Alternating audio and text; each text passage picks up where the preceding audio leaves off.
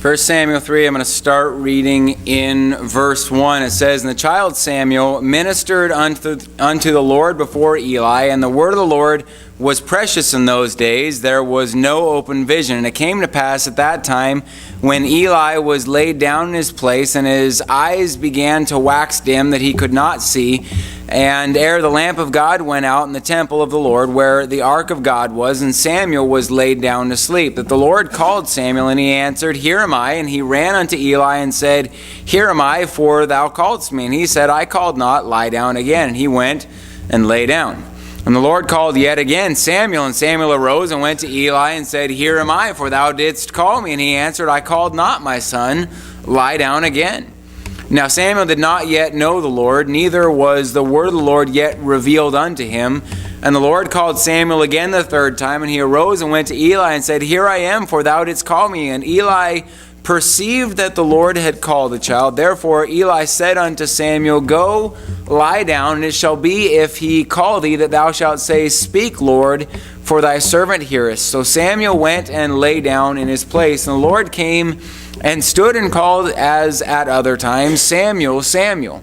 Then Samuel answered, Speak, for thy servant heareth. And the Lord said to Samuel, Behold, I will do a thing in Israel, at which both the ears of every one that heareth it shall tingle. In that day I will perform against Eli all things which I have spoken concerning his house. When I begin, I will also make an end. For I have told him that I will judge his house forever for the iniquity which he knoweth, because his sons made themselves vile, and he restrained them not. And therefore I have sworn unto the house of Eli, that the iniquity of Eli's house shall not be purged with the sacrifice nor offering forever. And Samuel lay until the morning, and opened the doors of the house of the Lord.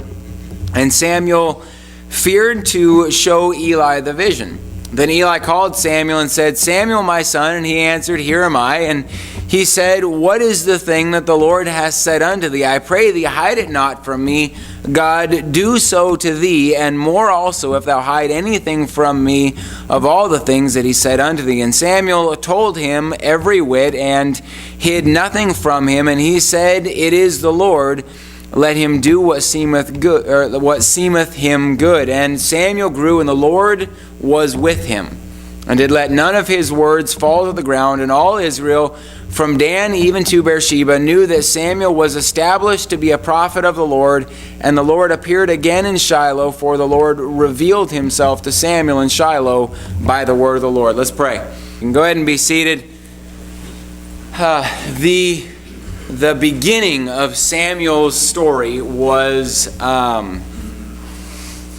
unique, to say the least. I know we kind of jumped into it a little ways in, but the beginning of Samuel's story, you have a man, Elkanah, who has two wives. The one is blessed with children, and the other, who the Bible tells us that he loved, but she had no children. And I decided, I find it interesting how the Bible words that he has two wives, one who bears him children and one who he loves, who couldn't bear him children. But I'm not going to even jump into that this evening. But the one who the Bible says he loved, Hannah, and she had no children, and it bothered her. So when he went to worship, Hannah came to the temple and begged God for a child. And I don't know that we can fully comprehend the magnitude of this for Hannah. You know, it's a big deal. I get this. It's a big deal for women to be able to have children anyways. As a guy, I won't pretend to understand it,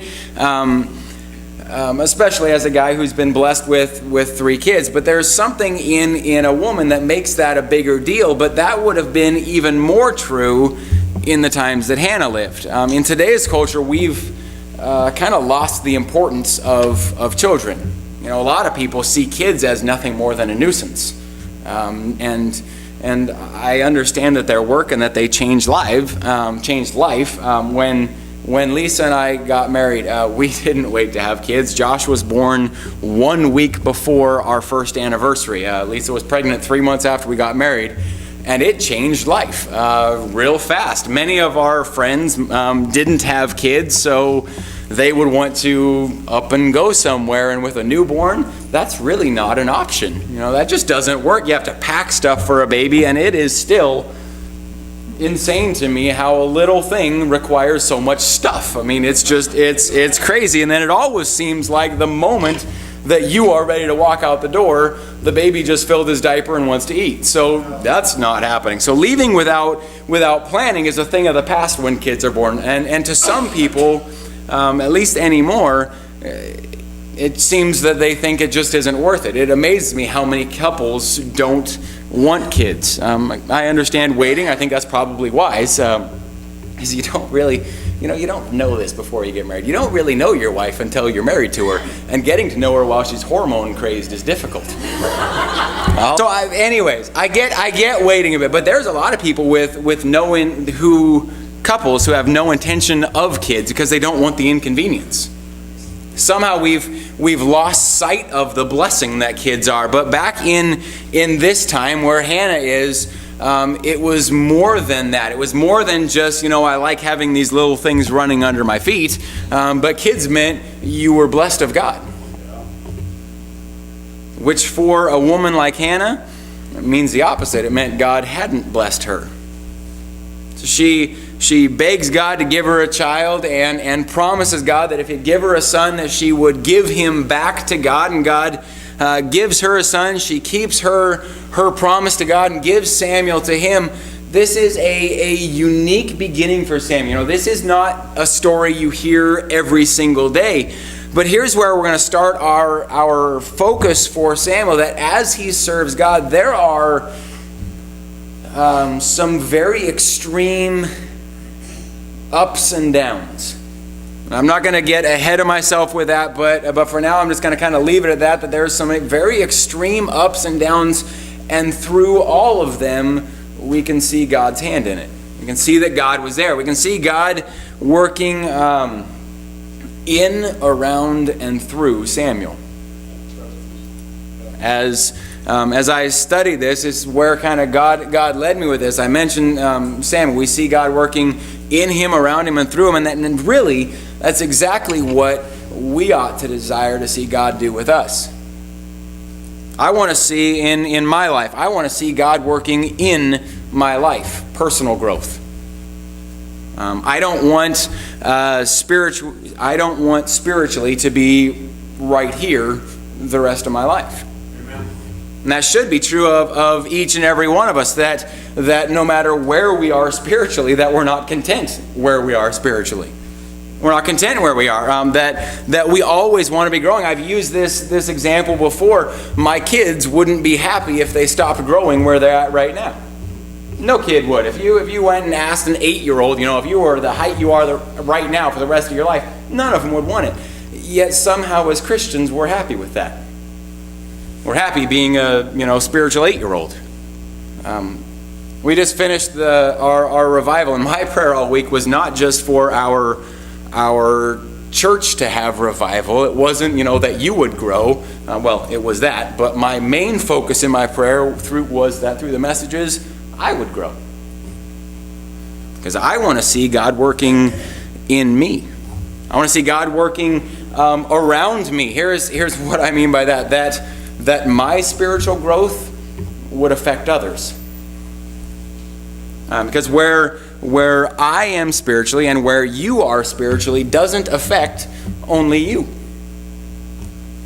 Perfect example is your mood. Your mood does not affect only you. If I have an entire room full of teenagers that are having fun and they're happy and they're enjoying themselves and we're having a good time, and one walks in with a terrible attitude, give it 5 minutes, the entire room is upset. Yeah. Does not take long at all, and that's true of more than just teenagers. Where I am spiritually affects my kids. Where I am spiritually affects my coworkers. Where I am spiritually affects those who are around me. If you don't believe me, just look around. Not right now, metaphorically speaking, but it only takes one spiritually, I'll put it this way, one spiritually grumpy person to stifle a spiritually excited person. I want to see God work in me, but also around me, allowing where He is molding me to help others. But I also want to see God working through me, using me. You know, God could have chosen anything to serve him. I think about that often, that God could have chosen anything to serve him, literally. And probably anything would have been more effective than we are. When you really start to think about it, you know, he could have used the angels to tell people about him. It's what he did with the shepherds. I mean, he did it one time. Look how effective it was. It worked. He could have used trees to yell it out. You know, I think if trees started talking about their creator, people would listen. I think if trees started talking about anything, people would listen. But if trees started talking about their creator, people are going to listen to him. But he chose to work through you and me. That ought to be the desire of each of us, that he works through me. And it's what we see in the life of Samuel, that God was with him, and because of it, God worked in him, around him, and through him. Tonight I have kind of with that as the starting line, I guess. I have three areas of Samuel's life that we can clearly see God, and we can see his hand. The first is God in his call. We just read it a moment ago, but I'm going to go ahead and read 1 Samuel 3. Let's see, I'm going to start, well, I'll go ahead and start in verse 1. And the child Samuel ministered unto the Lord before Eli, and the word of the Lord was precious in those days. There was no open vision. And it came to pass at that time, when Eli was laid down in his place, and his eyes began to wax dim, that he could not see. And ere the lamp of God went out in the temple of the Lord, where the ark of God was, and Samuel was laid down to sleep, that the Lord called Samuel, and he answered, Here am I. And he ran to Eli and said, Here am I, for thou callest me. And he said, I called not, lie down again. And he went and lay down, and the Lord called yet again, Samuel. And Samuel arose and went to Eli and said, Here am I, for thou didst call me. And he answered, I called not, my son, lie down again. Now Samuel did not yet know the Lord, neither was the word of the Lord yet revealed unto him. And the Lord called Samuel again the third time, and he arose and went to Eli and said, Here am I, for thou didst call me. And Eli perceived that the Lord had called the child. Therefore Eli said unto Samuel, Go lie down, and it shall be, if he call thee, thou shalt say, Speak, Lord, for thy servant heareth. So Samuel went and lay down in his place, and the Lord came and stood and called as at other times, Samuel, Samuel. Then Samuel answered, Speak, for thy servant heareth. You know, look at a couple things about this call. The first thing is, it was and I know I already used this word, but it was unique. I love this passage, the way that God gets a hold of Samuel, and how he and Eli had no idea what was going on. You know, to me, I read it and I think, boy, the obedience of this kid, because I lay down in my bed and hear someone calling, the last thing I want to do is jump up and go run and see what it is. I mean, we go to bed and my wife's like, I think I heard a noise out there. Well, you heard it. Go figure out what it is yourself. Tell me if I need to come shoot somebody. I don't know. You know, you heard the sound, not me. I mean, he hears, yeah, that's right. He hears God calling, and thinks it's Eli, and he jumps right up and keeps going to him. And the fact that it takes as many times it does before Eli figures out, hey, there's something happening here. Maybe we should pay attention, because this isn't something that happens every day. God doesn't always wake you from your sleep and audibly tell you what he wants. There are some times that I wish he did, because once you figured out that this was from God, it made it really easy. As soon as Eli said, perhaps this is God trying to talk to you, here's how you should respond, the rest was pretty straightforward. But he doesn't always. It was unique, which is true today as well. God doesn't always talk to me the same way that he talks to you. I always find it interesting listening to preachers when they talk about their call into ministry, because they're all different.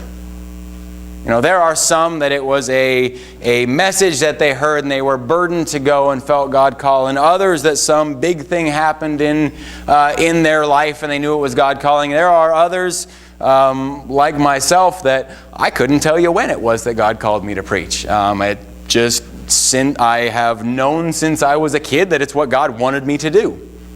God's call is unique, and I was trying to think of some big, profound reason. It's really very simple. It's because we're all unique. I don't know if you noticed, you're not the same as me. This is profound, isn't it?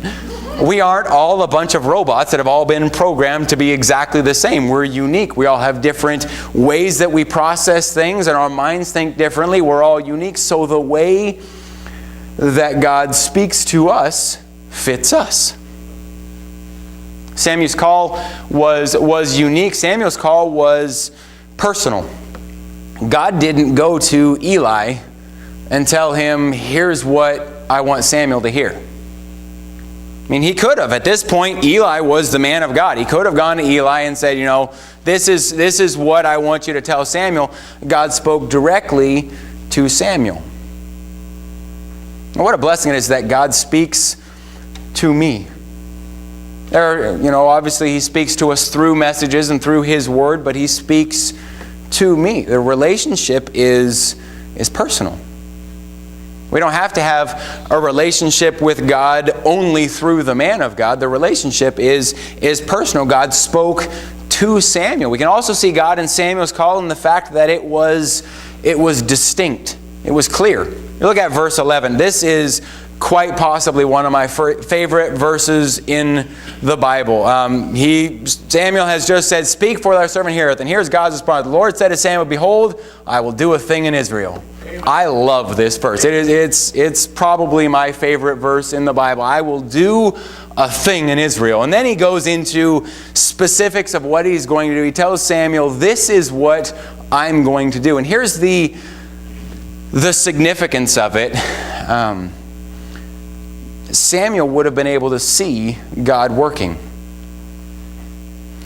He would have known that these things didn't just happen because God told him, this is what I'm going to do. God told me that they would happen. There is nothing that makes God in our life more real than to see God work in our life. Wednesday nights before services, we've been doing it, I think, since this summer. Where's Brother Huff? I know he's in here somewhere. He might be counting right now. I think it's since this summer, right after teen camp is when we started, that the teens meet at 6:15, a bunch of us, and they'll give prayer requests and we'll pray. And in that, I often, especially with unspoken requests, I pray that God would answer them in a way that whoever it is can see Him working. That, it's an unspoken, I don't know what it is, God does, that He would answer it so that they know it was Him that answered. My reason for that is simple. I want them to see that He's real in their life. Because very often people grow up in church never seeing that. And I want our teens to see God working in them.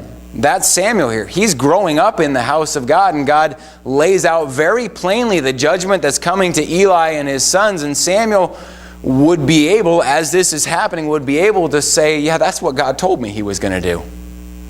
He'd be able to see God working.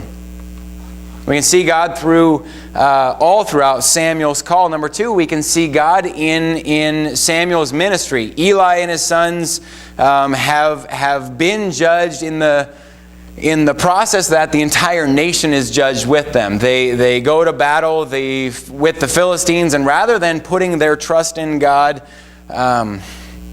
they put their trust in the ark. They use it like a good luck charm. So we're not going to see if God will bless us, but if we, rush the ark out there, surely God won't let us lose if we have that there. Well, they're wrong, and worse than just being defeated, and worse than the loss of lives and the beating that they take, the ark of God is taken in the process. And the sons of Eli are killed in the battle, and when the news comes back to Eli, he falls, the Bible says, backward out of his chair and dies. In the process of all that, his daughter-in-law, the daughter-in-law of Eli, has a son, and she names the child Ichabod, which means the glory is departed from Israel. This is not a high point in their history. And this is where Samuel's ministry begins. Welcome to your ministry. This is where you step in. But in his ministry, some great things happened.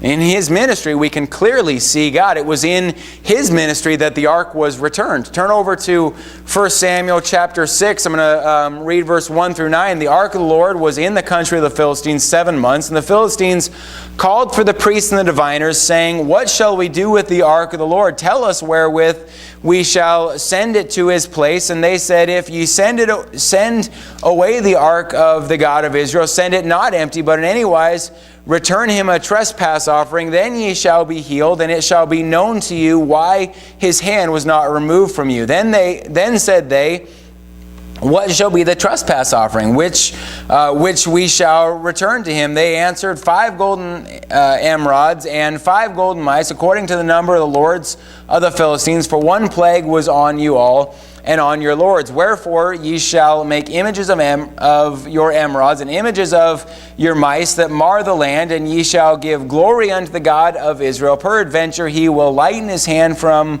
off you, and from off your gods, and from off your land. Wherefore then do ye harden your hearts, as the Egyptians and Pharaoh hardened their hearts?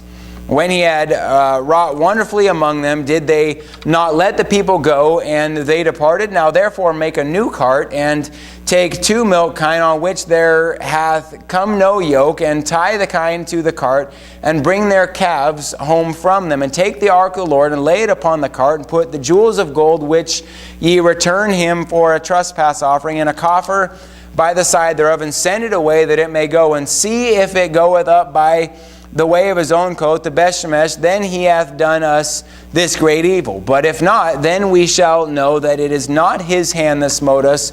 It was a chance that happened to us.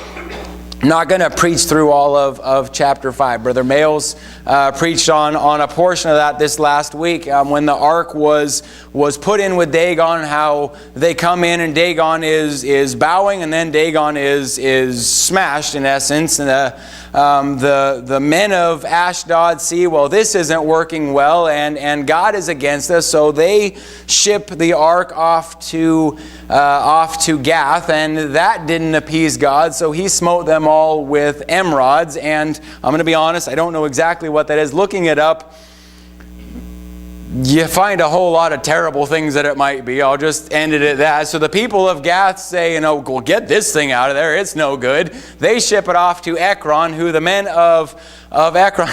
Okay, pause for a moment. Ekron. My iPad, every time I type Ekron, wants to change it to Enron every single time. So everywhere in my notes it says Enron instead of Ekron.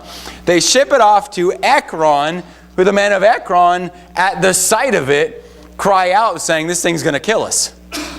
Send it back where it belongs. And they begin the process of returning it to God's people. I know that's really abbreviated, fast version of it, but you can...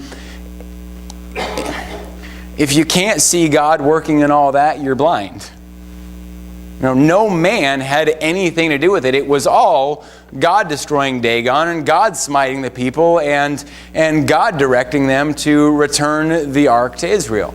God worked in his ministry in the return of the ark. God worked in his ministry in the revival of the nation. Right after that happened, chapter 7, I'm going to read verse 1 through 4. The men of Kirjath-jearim came and fetched up the ark of the Lord, and brought it into the house of Abinadab in the hill, and sanctified Eleazar his son to keep the ark of the Lord. And it came to pass, while the ark abode in Kirjath-jearim, that the time was long, for it was 20 years, and all the house of Israel lamented after the Lord. And Samuel spake unto the house of Israel, saying, If ye do return unto the Lord with all your hearts, then put away the strange gods and Ashtaroth from among you, and prepare your hearts unto the Lord, and serve him only, and he will deliver you out of the hand of the Philistines.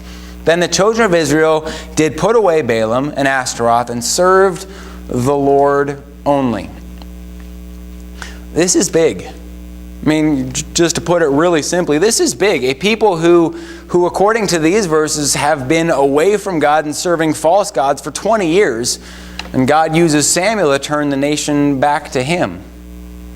He uses Samuel to get them to stop worshiping false gods and return to worshiping, as it puts it, the Lord only. And you can very clearly see God in his ministry, which ought to be the desire of each one of us, regardless of what your ministry is. Now, whether your ministry is being a pastor or teaching a Sunday school class, or whether your ministry is vacuuming, our focus shouldn't be for people to see us, but that people would see God through our ministry. I don't care if people see me. It doesn't matter to me if I'm ever a famous preacher or well known among men. And I mean that. It really doesn't matter to me. What matters is that people see God. We can see God in Samuel's call, and we can see God in Samuel's ministry. And then lastly tonight, and I could come up with no catchy way to put this. So third point tonight, we can see God even in the bad. Even in the bad. Turn over to 1 Samuel chapter 8. It came to pass when Samuel was old that he made his sons judges over Israel.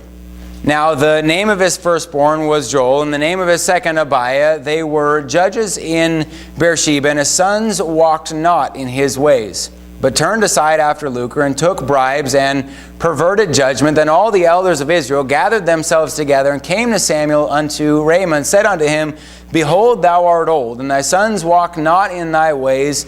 Now make us a king to judge us like all the nations.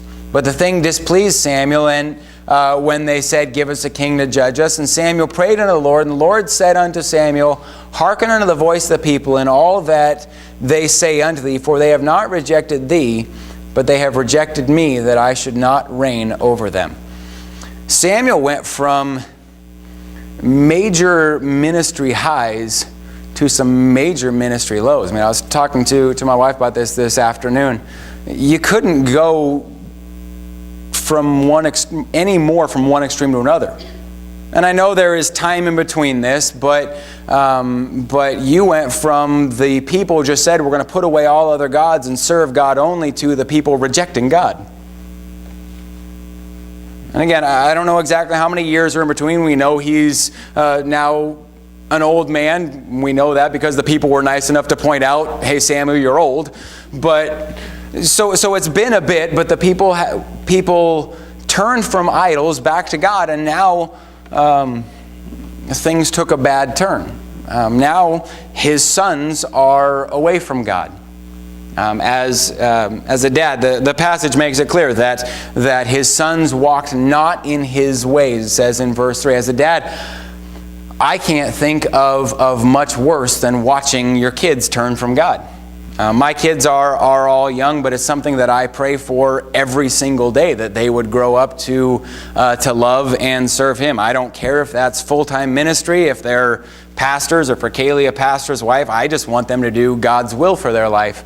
And I pray for that every single day. And you can ask my kids. Anytime my kids ask to pray with me, that will be in the prayer somewhere, because I want them to hear that I'm praying that they're going to serve God. Because just the thought of them not is terrifying. And imagine for Samuel, he's seen firsthand what can happen when your sons don't serve God. Remember, he grew up under Eli watching Eli's sons turn from God. He grew up watching the judgment that came from God because of that, because they didn't follow God. And now he's watching the same thing with his sons. And as if that wasn't bad enough, at the same time, and in large part because of his sons, the people have also rejected God. And I find it to be almost comical. God has led them to destroy every nation that they've crossed paths with. Anyone that has come up against them, God has destroyed, and yet what they want is to be like everyone else. They don't want to follow God anymore. They want to be like the nations that God has helped them wipe out. And I know this may be oversimplified, but here it is. Samuel's ministry has gone from the spiritual high of the nation turning back to God to now his family had turned from God and his nation had rejected God. This is a major low in his life, and yet God was there. We just read it a moment ago, verse 7. The Lord said unto Samuel, hearken unto the voice of the people in all that they say unto thee, for they have not rejected thee, but they have rejected me, that I should not reign over them. He wasn't there dealing with this alone. God says, look, this isn't personal to you. This is me. I'm here. Major low in his life, and yet God was there. And despite all of it, God was working and using it to his purpose. Had a reason for it. Now, I'm going to bring this back to our focus this evening and then wrap up here. We want God to work in us, around us, and through us. I said at the beginning that was kind of going to be the direction we were going to go with this, or at least we ought to. I say we want that. We at least ought to. We established that at the beginning, and he's there regardless, ready to work if we'll let him. In my mind, I can't help but think how the story of Samuel would have been different had maybe his mother not kept her promise to God, not given her son to serve him, or had Samuel not answered when God called. Had Samuel been like me and said, I don't want to get out of bed. I don't want to answer. I'm in bed, Lord. Come back another time. Here's the point. If we want God to work in us, around us, and through us in our lives, we have to be willing. We have to let him. God's there no matter if we are early in our life, middle, or near the end. We've seen all of that in Samuel. His call was when he was in a child. The spiritual high was in kind of the middle of his life, and the low was when he was at a point where they're saying, you're getting old, Samuel. God was there in all of it. The question is, will you let him use you? I think of the song, I Surrender All. We sing it often for invitations. But I think very often they're just words that we don't really think of what they mean. Do we really surrender all? Is it true in your life that you'll surrender to let him use you? God is there. Will you be willing to let him use you? Let's pray.